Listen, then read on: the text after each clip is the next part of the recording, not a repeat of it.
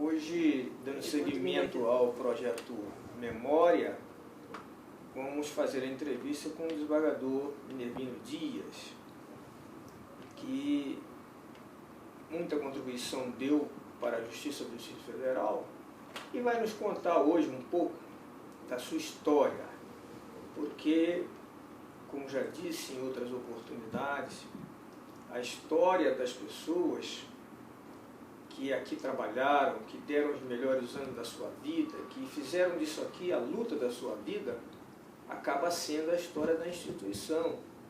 E o desembargador Minervino vai colaborar com o projeto Memória, nos contando um pouco da sua história ligada à magistratura, desde o momento que resolveu vir para Brasília ser juiz de direito. Pois não, desembargador? Muito obrigado aos organizadores do registro da memória do tribunal. Não deixa de ser uma ideia válida pelo seu próprio conteúdo, porque fará registrar a história do próprio tribunal para a leitura daqueles de hoje e de amanhã que vierem a conhecer e de modo mais de perto o próprio tribunal. Dou parabéns à colega desembargadora Maria Tereza Braga e ao colega desembargador Hermenegildo Gonçalves. Por sinal, nós, colegas de concurso, uma certa ocasião, lá se vai o tempo, um irmão meu, advogado, no Rio de Janeiro, insistiu comigo que eu me inscrevesse no concurso do Rio de Janeiro para juiz. Naquela época era eu promotor público na Bahia. Para me motivar, ele também se inscreveu. Interesse algum ele tinha, sabia eu, dado que tinha uma boa banca de advocacia. Mas insistia ele que eu me exonerasse do cargo de promotor e fosse trabalhar com ele. Casado, recém-casado, eu disse: o Frederico, na Bahia pelo menos tem um carro com sustentação financeira, casado, estou sozinho. Eu volto para minha comarca e vou estudar o concurso daqui. Disse-me ele uma frase lapidar que nunca mais me esqueci. Ele disse: Edmundo, só sente o calor quem está perto do fogo. Você vai para a Bahia, suas obrigações de promotor farão você esquecer ou tirarão você de uma dedicação maior do concurso. Eu digo: não farei o que estudei. Mas o vaticínio dele se confirmou. Não pude estudar, não fiz o concurso, mas não me tirava da cabeça a ideia de vir para Brasília. Por dois motivos, ou dois grandes sonhos: ser professor universitário e ingressar neste honrado Tribunal de Justiça do Distrito Federal. Conselhos adversos não me faltaram. Já casado agora, com filho. Então, ao me inscrever para o concurso daqui, eu aceitei o conselho do meu irmão Frederico no Rio. Exonerei-me do cargo de juiz de direito já com uma mulher e um filho e vim embora. Isso foi muita coragem. É verdade, sem conseguir, sem ter nada ainda aqui. Nada, nada. Desembargador Minervino, o senhor já me contou uma vez que o seu início de vida aqui em Brasília foi muito difícil. Foi muito difícil. O senhor chegou a se mudar para um apartamento que ainda não tinha móveis. Tinha nada. Dormia no chão. Que coisa. Dormia no chão. Uhum. Forrava com jornal, punha um cobertor grosso, depois um lençol e ali dormíamos, eu, Jaci e o Bruno, nascido, tivemos que tomar um berço emprestado. Apartamentozinho na 409 Sul. Mas veio a luta que não foi pequena, nem menos honrosa. Muito honrosa para nós todos, e o testemunho que eu dou. Dou assim para a memória do tribunal, mas principalmente para vocês, colegas de luta. Corríamos todas essas varas aqui, muitas vezes a gente estava numa vara hoje, às 3 horas da tarde, 4 horas da tarde, tinha que ir para outra. Acumulávamos várias varas, éramos só nós 5. E semanalmente um de nós, ou mensalmente um de nós, era designado para fazer os casamentos. E fazíamos os casamentos.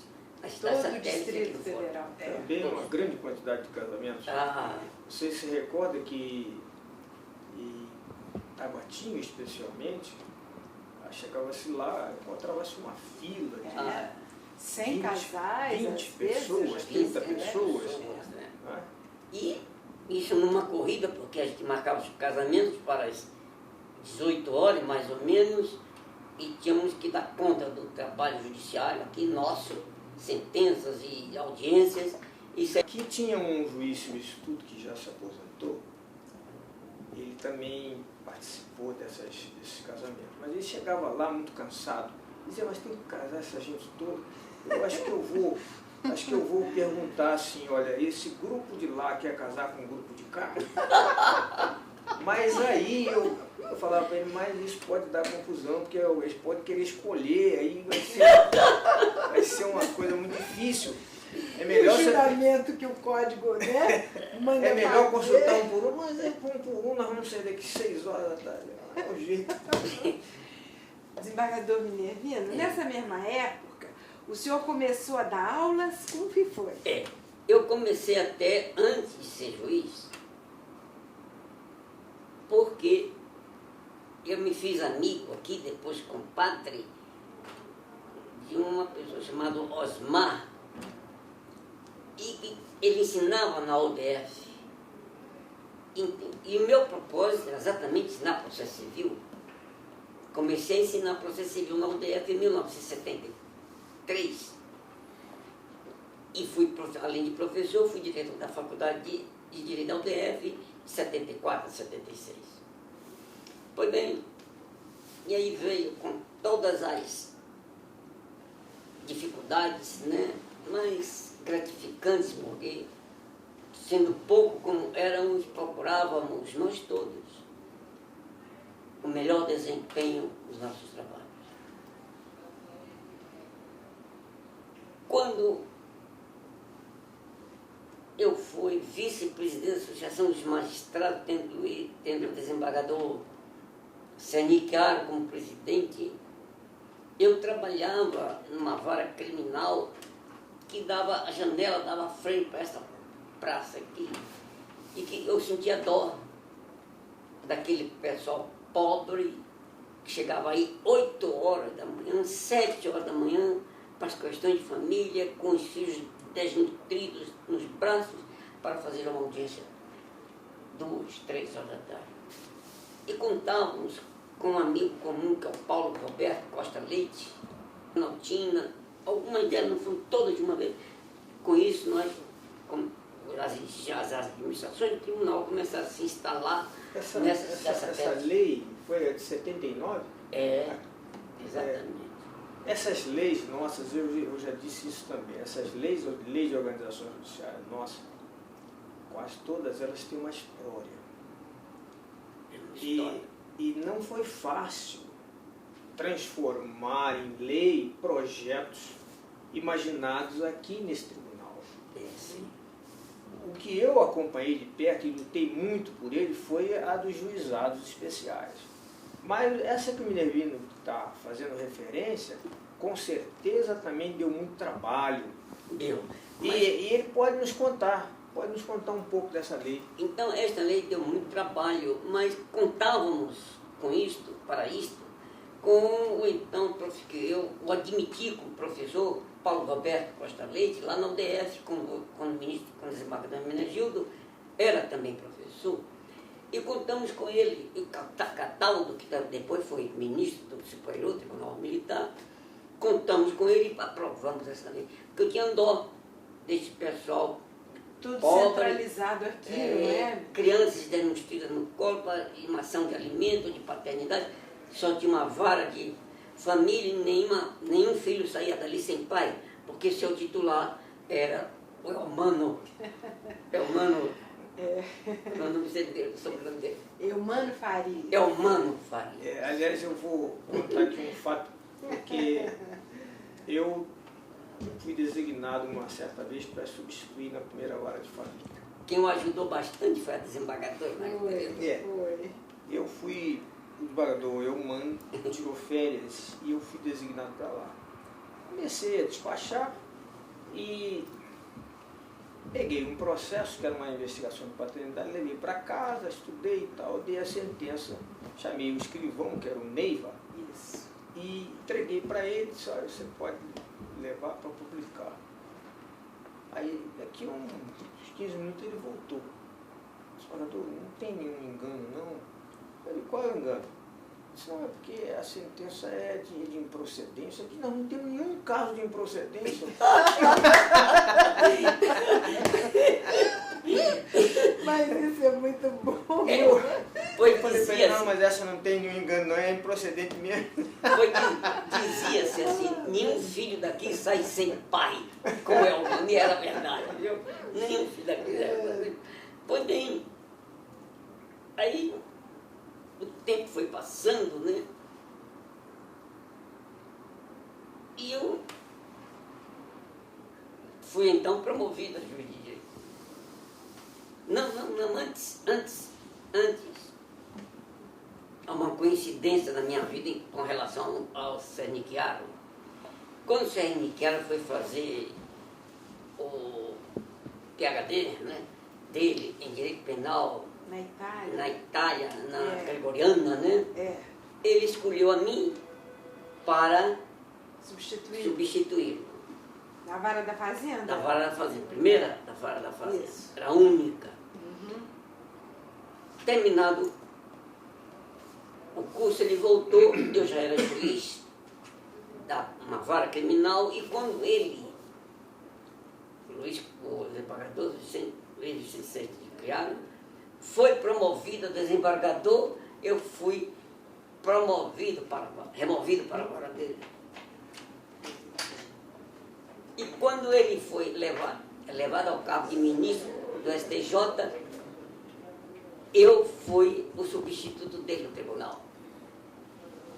Foi para desembargador. Para mim? Ah, é? Tá bom? Pode.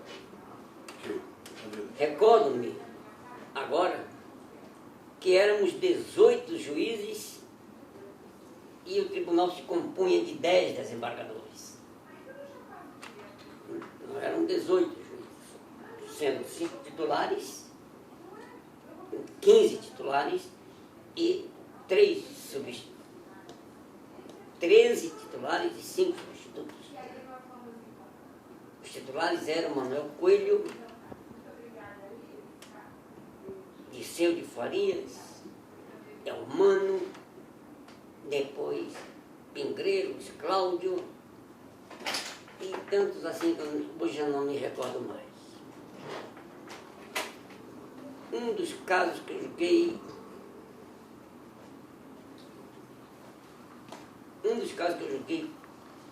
quando o juiz da Fazenda Pública, já titular, era os que eles chamavam os incansáveis da Ceilândia. Os Incansados da Ceilândia. Porque Ceilândia, a sigla é Comissão de Erradicação da Invasão, ali chamava a invasão do Urubu, que ficava de frente ao núcleo Bandeirante. E foram transferidos para Ceilândia. Eram só pessoas que moravam em barracos. Em barracos, foram todos lá para Ceilândia. Foram para Ceilândia. Foram, então, removidos para lá, mas a promessa do governo de titularizar os lotes em favor deles eram 170 e tantos. Eu terminei dando a sentença favorável a eles. Nessa época, desembargador, já havia esse problema de invasões, de domínios e tudo? Já, porque... É ali onde foi construído depois o Riacho Fundo? Não, é antes, era bem de frente. Em frente mesmo ao núcleo Bandeirante, em frente. Tem uma só estrada no meio. Então, eles foram removidos para Ceilândia. Ceilândia é Comissão de Erradicação de Invasões, Comissão de Invasões. Então, Ceilândia, aí fez o nome. Sei. E eles lutavam pela titularidade desses lotes, eram chamados Incansáveis da Ceilândia. Eram 170. E eu terminei, era um processo imenso, eu terminei por julgar procedente o pedido, determinando a titularidade desses imóveis para cada um deles. Outro caso que me chamou a atenção, ficou na memória, dois, aliás, na ordem penal. Existia aqui um crime, ocorreu aqui um crime que foi descoberto ao acaso.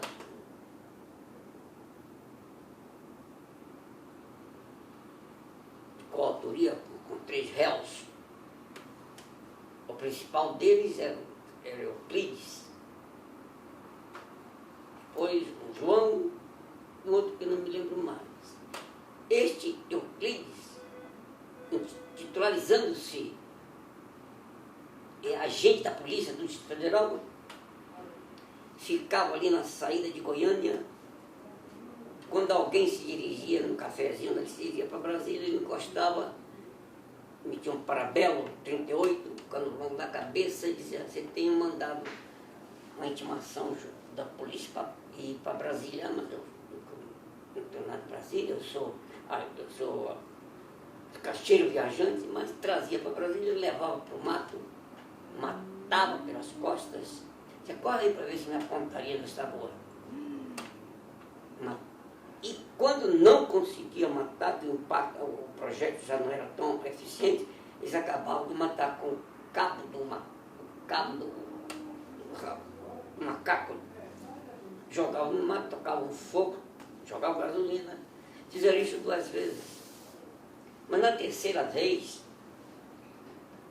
ele apanhou um doutor Geraldo Magela. Depois eu perguntei por quê. Perguntei ao Simão, Simão, por que esse Geraldo? Todo mineiro tem Geraldo ou Geraldo Magela. Ele disse: porque o santo protetor de Minas é São Geraldo. Então, um advogado, ele passava ali na 510, onde foi assinada, e foi também abordado nesse sentido. Ele disse: mas eu não tenho nada, eu vou comprar morfina para dar à minha mulher que está com câncer. Não, mas o senhor vai. Foi. Botaram esse advogado para correr, tiraram o projeto, não penetrou, ele caiu, levantou-se. Quando passava uma Brasília de um médico, ele pediu socorro, o bandido deu um tiro, mas pegou na coluna da porta, ele soltou e correu, foi embora, e esse Geraldo entrou numa chácara. E aí a polícia fez a conexão com essas ossadas encontradas, queimadas, com documentos, etc. E chegou aí. Essa foi uma das maiores condenações penais somadas, lembrando que deu 150 anos, somando os 3. Esse é um dos casos que eu me lembro de outros casos assim, tão friamente praticados no crime. Eu costumo dizer, desembargadora Hermenegildo, desembargadora Maria Tereza, a quem critica a justiça no resultado da condenação de crime, eu disse: frente às leis penais brasileiras, o réu é rei. O réu tem muitas prerrogativas. Todas as Aqui todas tinha- as proteções. Aqui teve um processo, não sei se você chegou a atuar, que o réu já tinha um apelido de azeitona. Lembra Eu já disso? ouvi Lembro. falar, eu já ouvi falar desse E esse processo. réu, ele tinha apelido de azeitona, sabe por quê? Porque ele tirava o revólver e dizia, toma uma azeitona. Aí tirava na pessoa, viu? Meu Deus. Por isso que ele tinha esse nome. Então, no dia que ele foi a júri, o promotor tinha que fazer a acusação, né, de costa para ele, aí pediu para que ele fosse vistoriado, para ver se ele não tinha arma nenhuma. Porque ele estava com a escolta, mas mesmo assim ele era muito perigoso. E não tinha nada mais a perder, né? E esse cidadão, eu me lembro que foi um processo muito demorado, e tinha vários crimes. Né? Então, quando a gente vê do lado da tela, cuja filmagem nós participamos, quando eles criticam a justiça, eu disse, a justiça administra a lei, não administra o sistema penitenciário. Quem administra o sistema penitenciário é o Poder Executivo, né? E frente às leis penais brasileiras, o réu é rei. Não sei qual é a posição de muitos, mas a minha, Eu acho. enquanto não se elevar a responsabilidade, a idade da responsabilidade penal, teremos sempre o que temos aí. Este absurdo do cumprimento de 1/6 da pena para ter a progressão é incrível, né? E eles se repetem, o mesmo crime se repete. Mas vamos à minha vida aqui nesse tribunal. Aqui, agora me lembrei, quando nós estávamos na presidência, iniciamos aqui um projeto chamado de videoconferência. Foi dessa Instalamos aqui, criamos aqui as condições materiais para que os réus presos na Papuda pudessem ser interrogados através, sem vir para cá, porque o deslocamento do réu, ele é oneroso e perigoso, porque primeiro ele tem que vir com escolta. E não é apenas um caso, são muitos casos. Isso no final do ano sai uma despesa grande para a justiça. Pois bem, este projeto, nós elaboramos esse projeto e levamos à Câmara dos Deputados. Eu, pessoalmente, entreguei nas mãos do presidente, que era o deputado, que é presidente do PMDB, lembra o nome dele? O Michel Temer. Entreguei nas mãos dele. E ele me falou, constitucionalista, hein? ele me falou o seguinte, desembargador, o senhor sabe que eu vou ter que arranjar um deputado para apresentar, porque Vossa Excelência não tem a competência para esse caso. Eu falei, não, eu já sabia, eu trouxe aqui como colaboração nossa, porque isso pesa muito nas despesas da justiça. Ele falou, eu sei, e eu vou trabalhar para aprovar isso, mas infelizmente, até hoje, não se transformou em realidade. Então, trabalhamos muito, né? Fui juiz da Fazenda Pública, depois vim para o tribunal, já ia na primeira vara civil. Fiquei na primeira vara civil. Fui corregedor, quando o desembargador Hermenegildo era o vice-presidente e o presidente era o desembargador, olhou por ideia, o desembargador Hermenegildo, nós criamos a justiça, volante. Volante, itinerante, eram os juizados especiais. Não, era um juizado especial, mas era a justiça volante para os acidentes de trânsito. Isso mesmo. Está funcionando aí. Uma experiência que Vossa Excelência foi buscar no Canadá. Em Vitória do Espírito Santo, no Canadá. No Canadá, primeiro eu vi funcionar, e aqui em Vitória também. Mas no Canadá eu vi assim, eu cheguei lá, houve um acidente de trânsito, e numa rua central da cidade de Vancouver. Aí eu digo, bem, isso isso aqui começou imediatamente a congestionar o trânsito. E o cidadão deu um telefonema, daí a 5 minutos chegou um carro com um emblema da justiça e em 10 minutos desarmou tudo, saiu tudo resolvido. Eu falei, olha que coisa extraordinária, né? Cheguei aqui e verifiquei que no Espírito Santo havia um projeto já nessa mesma ideia. E aí trouxemos a ideia para cá. E prosperou, depois mudou de nome e ganhou corpo, né? Ganhou corpo. Isso já eu na corregedoria, com o desembargador Hermenegildo na vice-presidência e o desembargador Carneiro Guilhoa na presidência. Após isto... Um minuto só, desembargador. Você fez também correição nos territórios? Fiz. Ah, sim. Eu fiz correção nos territórios. Eram nossos ainda. Eram nossos. Apliquei um concurso no território de Roraima, concurso público, fiz correção. Ninguém, né? Hein? Não passou ninguém. Não passou ninguém. Não passou ninguém. Eu apliquei um concurso lá e também, né? O Amapá. O Amapá, né? E aí fui ao Amapá também. Depois fui para o Tribunal Regional Eleitoral. Isso. O tribunal ainda funcionava aqui? Não, ele já não funcionava aqui. Ele já funcionava lá naquele prédio alugado. Hoje eu transferi para lá. Já contei essa história. Isso tinha uma razão de ser. O desembargador Humberto Martins,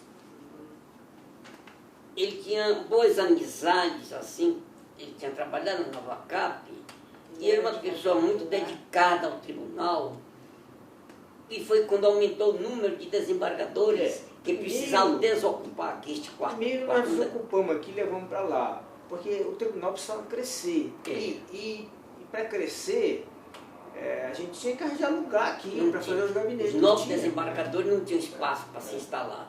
Aí nós fomos para lá. No Tribunal Eleitoral, naquela época, no ano que eu fui para lá, eu não assisti no ano seguinte, ia haver eleições municipais, que são separadas, né? São números pares.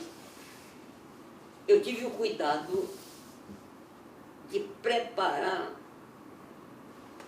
o nosso tribunal para fazer a primeira eleição, que nós não tínhamos ainda feito. E para isto, designei servidores para as principais capitais do país, do nosso país, para colher a experiência, para que pudessem.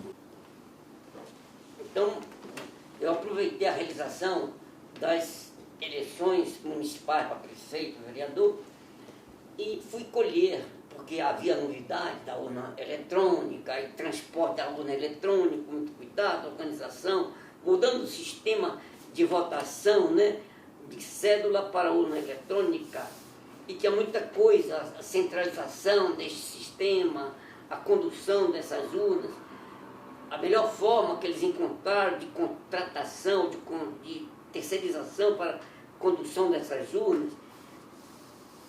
E por isso, eu mandei uma equipe de servidor do Tribunal Regional Eleitoral para apanhar essa experiência nas principais capitais do país. Eu escolhi o Curitiba. Curitiba não, Florianópolis. Florianópolis, que é muito bom, Eu gosto muito de Florianópolis. E, após isso, nós fizemos um seminário e condensamos essa experiência, porque no ano, 2 anos depois, ia ocorrer as eleições gerais, né? Presidente da República, senador, deputado. Eu deixei isso na mão do desembargador Jerônimo, foi quem me sucedeu no Tribunal Regional Eleitoral. Outra coisa que eu fiz, já não é do Tribunal de Justiça, no Tribunal Regional, foi recuperar a memória do Tribunal Regional Eleitoral. linha desse projeto, né? Toda aquela, pior ainda, desembargador Hermenegildo, todo aquele material, papel, arquivos, atas, documentos, estavam ensacadas em saco de rafia. Levei para lá um grande servidor, que é o Júnior, ele organizou o arquivo. E também... Agora, me permita. É uma observação importante. Veja, trata-se da memória institucional. Institucional. Institucional, Tribunal Regional A gente Eleitoral. pode trabalhar nessa linha aqui também. Recuperar alguma coisa de memória institucional. Atas importantes. Claro. A dona Maria Tereza era tanto que até as folhas de ponto, ata de reuniões, decisões, estavam todas assim sacadas, sabe? Uma montoeira que o Júnior, um grande servidor, conseguiu organizar e digitalizou esses documentos. Microfilmou também. Tudo. O andamento de cada processo naquela época passou a ser acompanhado pelo computador. Sim. No Tribunal Regional Eleitoral também, eu dei início à construção desse nosso Tribunal Regional. Eu consegui aprovar o projeto, fiz a licitação, iniciei, mas já estava no fim da gestão, no último ano, e foi terminado pelo desembargador. Não sei quem foi para lá. Jerônimo. O desembargador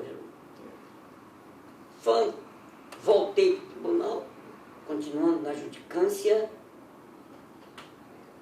e chegando à presidência, honradamente, sucedendo ao nosso grande presidente, desembargador Hermenegildo Gonçalves, alguns projetos institucionais eu fiz.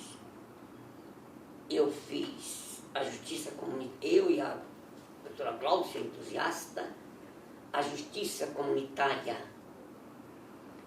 que eu costumava chamar justiça sem jurisdição. Instalamos em Ceilândia este projeto,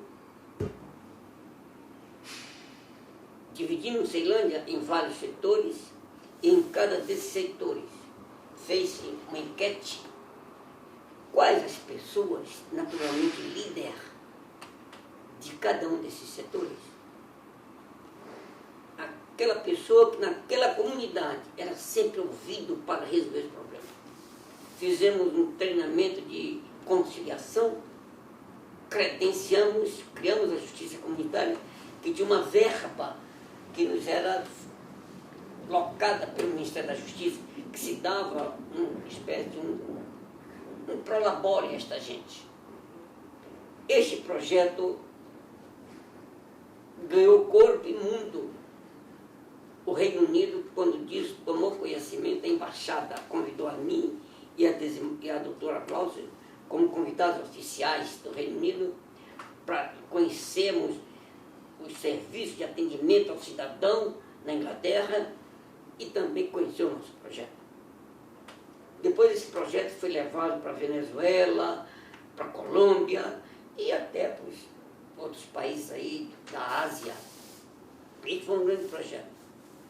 Eu instalei também o projeto da mediação, que é aquele projeto que realiza-se dentro das varas, não dentro do espaço da vara. Os juízes, por eles escolhem aqueles projetos, aqueles processos para que as partes façam sua composição amigável. Finalmente, nesses 2 anos,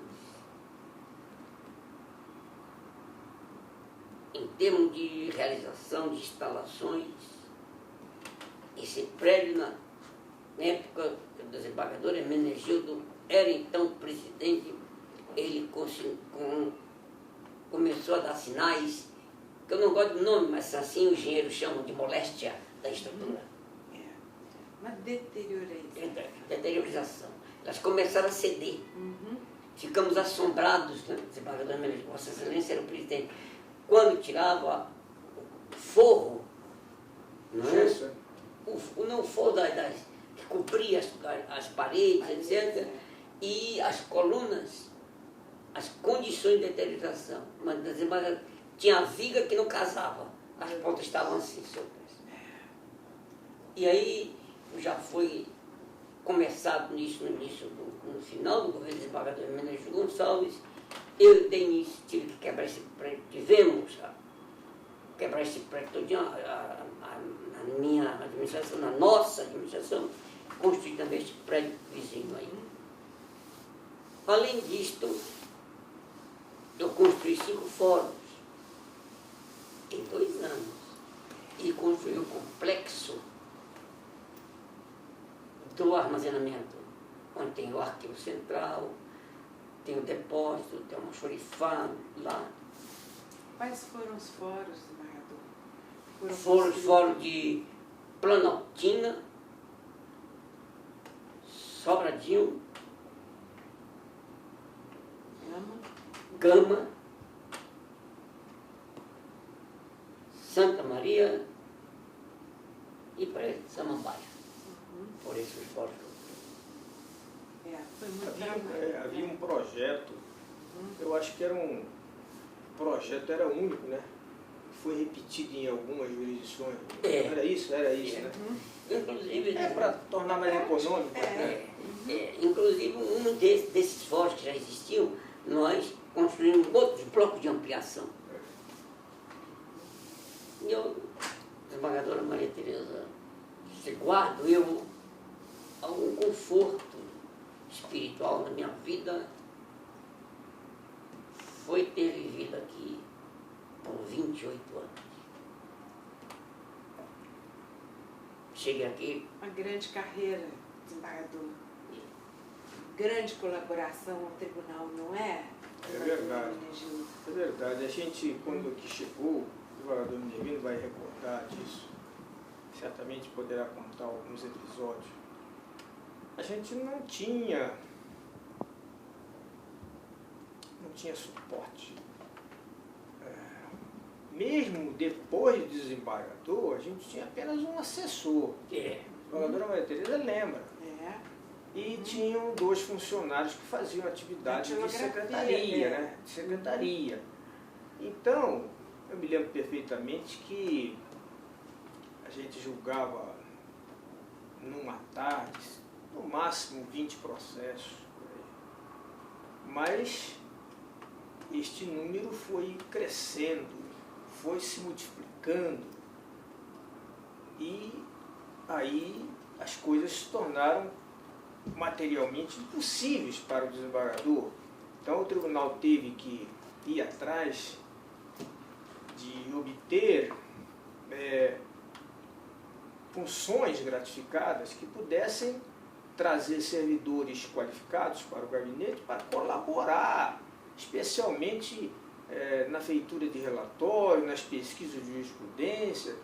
Isso foi o caminho que o tribunal conseguiu imaginar, já que era impossível, pela despesa que ocasionava, o crescimento numérico do número de desembargadores.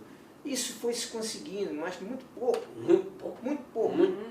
Porque um gabinete realmente é composto de muita coisa, muitos funcionários, juiz, desembargador. Então, a ideia que o tribunal adotou, escolheu como solução imediata era essa, de criar algumas funções. Eu mesmo lutei muito por isso. Desembargador... Para ajudar... desembargador Valtênio. Para ajudar o estudo e a saída dos processos. Ajudar a resolver, porque nós não estávamos mais dando conta. No final aqui, nós já estávamos jogando 100 processos numa tarde. É muita coisa. É muita coisa. É muita coisa. Eu, quando tomei posse como presidente aqui do nosso tribunal, era da tradição, né, se oferecer um almoço aos representantes da mídia, imprensa, tanto escrita quanto falada, tudo usado, no almoço. E eu pedi a eles, senhores, eu vou pedir, fazer um convite e um pedido veemente. Ponham, por pouco tempo que vocês acharem necessário, um servidor de vocês, do jornal, da televisão, aqui para assistir os nossos trabalhos, nas audiências dos juízes, nas sessões do tribunal, em nossos julgamentos. Percam uma tarde ouvindo depoimento de testemunha, principalmente na área criminal. Vê o que é a verdade, entre aspas, que o juiz escolhe para depois julgar. Quando vocês dizem lá uma coisa no jornal, para um processo vai outra. A realidade é diferente. A realidade é diferente. Então, mas eu posso sensibilizá-los, dizendo para eles, olha, vocês podem estar falando por opinião, e só falam por opinião. É bom que vocês estejam aqui dentro para ouvir o nosso sacrifício. E aí, vereadora Maria Tereza, mais uma vez agradeço. Dou parabéns à comissão. Não, desembargador Indevino, eu tinha mais uma pergunta, pode ser que o desembargador Indevino lembre. Eu sei que o desembargador Indevino presidiu a AMAGES e deu uma grande contribuição lá. Fui presidente da AMAGES 4 anos. Podia nos contar um pouco da sua experiência lá? Eu, quando concorri à presidência da AMAGES, peguei também uma instituição com pouca repercussão local e nacional. Permito-me reservar maiores referências. Desorganizada, sem contabilidade, sem documentação, e organizei a nossa associação. Dei visibilidade a ela e ao tribunal, tudo isso pelo tribunal, nas outras associações nacionais. Tanto assim que eu consegui, graças à simpatia junto aos presidentes a quem eu acompanhei, ser também o representante da MB aqui no Distrito Federal. Na AMAGES, eu criei alguns convênios, criei o jornal Tribuna Judiciária, foi da nossa época. E as instalações da AMAGES ainda eram lá no Bloco A? Quem conseguiu dinheiro, quem conseguiu o terreno para a sede social, foi na nossa administração, graças a uma economia forte, né, de contenção de gastos, deixei dinheiro, porque o presidente seguinte foi o desembargador Nível Gonçalves, que aí, com o dinheiro que eu reservei, mais uma chamada, ele conseguiu fazer alguma coisa que nós temos hoje no nosso grupo. Eu acho importante. Sabe-se que aquele terreno tinha um prazo de validade. Ele foi colocado à disposição da AMAGES por um prazo. Concessão de uso.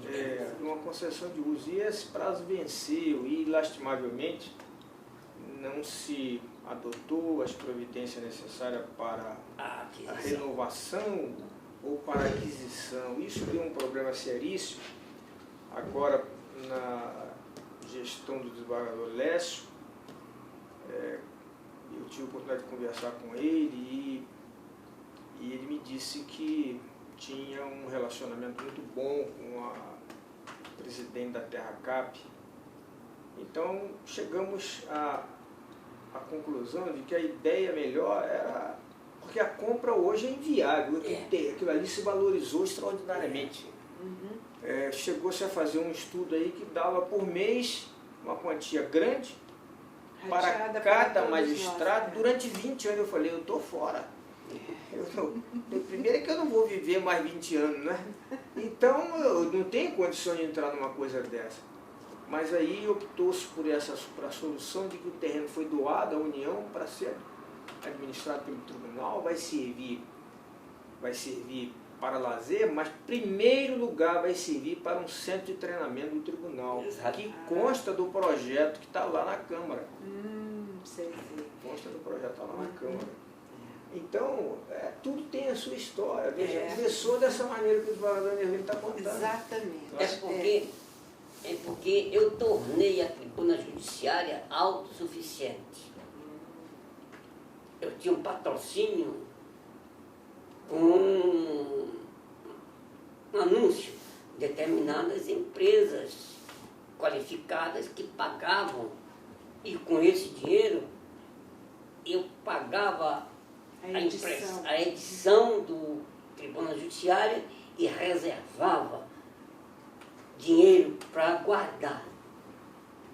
Um dos meus tesoureiros, o primeiro tesoureiro, não sei se foi o Hilário, mas depois veio o Romão, que nego dizia, ele era uma mão fechada, dizia até, o Romão pode cair numa piscina com um sorrisal na mão que ele chega lá do outro lado inteirinho. E era mesmo, né? Muita coisa. Os jantares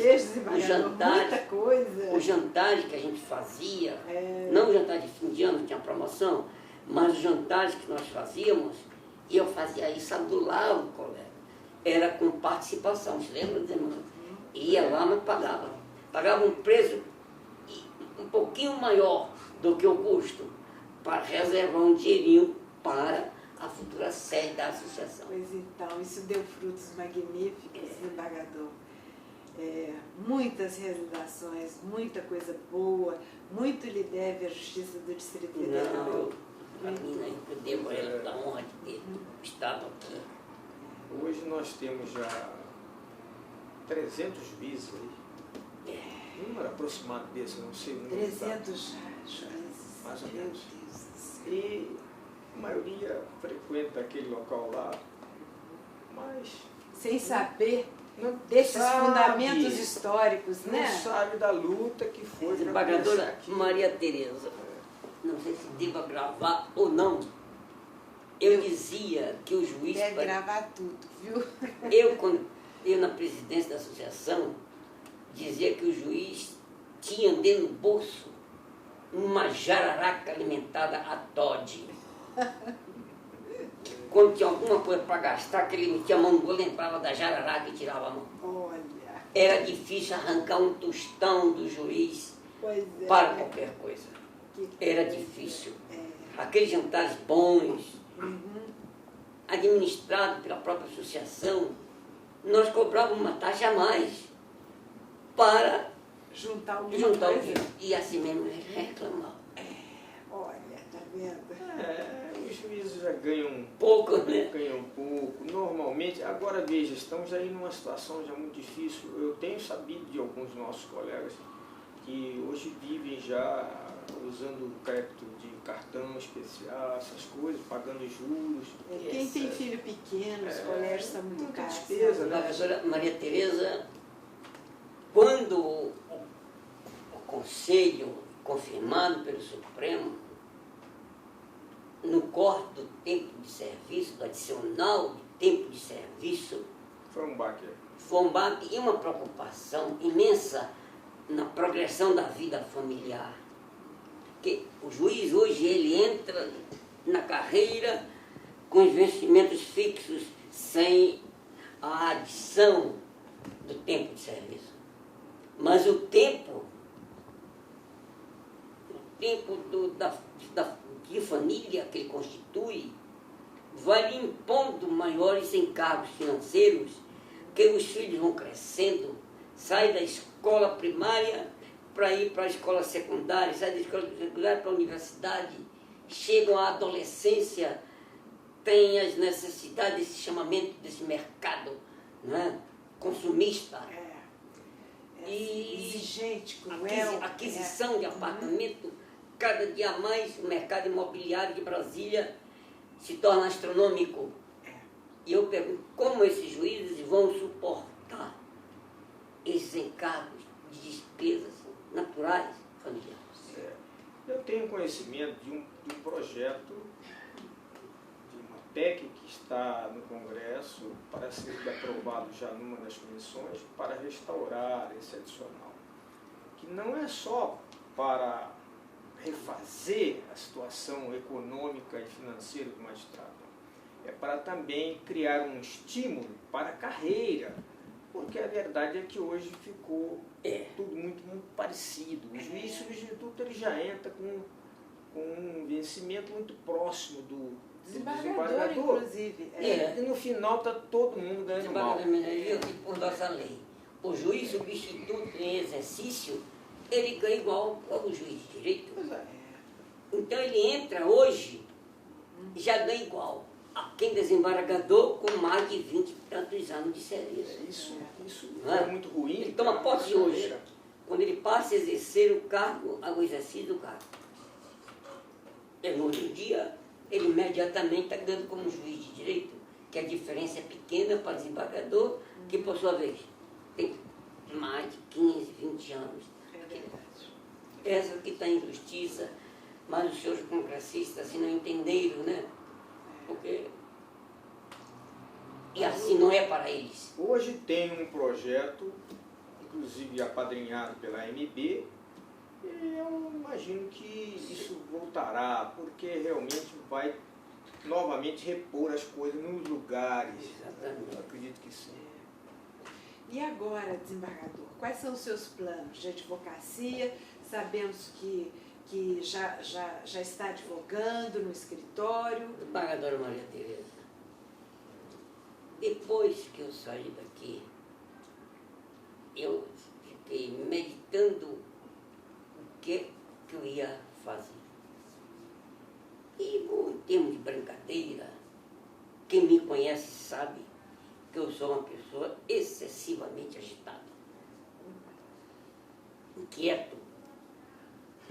E eu me explico por 3 razões. Sou descendente de italiano, sou nordestino e sou de pequena estatura. Então, tenho que ser isso que sou agitado, inquieto. Não é? Eu até digo, eu não sou de pequena estatura, eu sou condensado. Oh, isso mesmo. De Então, grandes qualidades. Então, eu cogitei, matutei e instalei um escritório de advocacia. Estou eu e mais 2 colegas. Graças a Deus, bem. O Bruno, que é mestre em ortodontia e ortopedia facial, meu filho, tem a clínica dele, é professor universitário em 2 faculdades, de graduação e pós-graduação. Resolveu fazer o curso de Direito, no primeiro exame da ordem passou. Está indo lá um ou dois dias no mês, na semana, para ir tomando gosto, né? Isso é muito então, bom. Estou eu, ele e mais um colega paulista. E estamos bem. Que bom. Estamos bem, graças a Deus. A gente fica satisfeita de saber. A família Essa vai crescendo. Né? Que essa trajetória de atividade, de bem, de justiça continua, né? Desembargador, a gente gostaria que o desembargador deixasse uma mensagem aí para finalizar esse depoimento tão importante.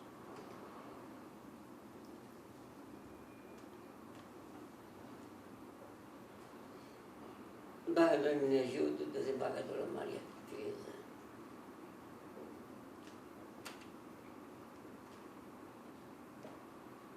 Quem foi juiz por vocação,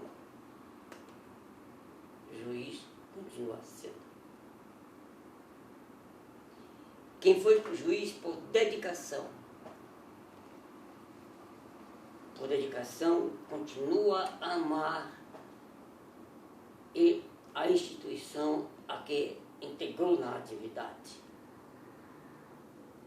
A mensagem que eu deixo para este tribunal, essa mensagem já anunciada pelo seu progresso, e que ele continue sendo o melhor tribunal deste país. Que seus juízes que aqui ingressam, os estudos, juízes de direito, os desembargadores, tenham esse sentimento de dever cívico para com o Estado. Tanto servidores como juízes deverão guardar na alma o ensinamento. Mais do que servidor público, somos todos nós servidores do público. Essa consciência que todos nós temos, que quando aqui estamos pelejando, tem alguém ali no anonimato, esperando a solução das suas angústias. Esse é o dever nosso, esse é o dever que o tribunal sempre cumpriu e cumpre. Que a atual e futuras administrações alcancem cada dia mais sucesso nos seus projetos e nas suas tarefas. Muito bem, muito bonito. Ok. Foi uma ótima entrevista, Vitorino. Ok. Ficamos muito satisfeitos e agora queremos que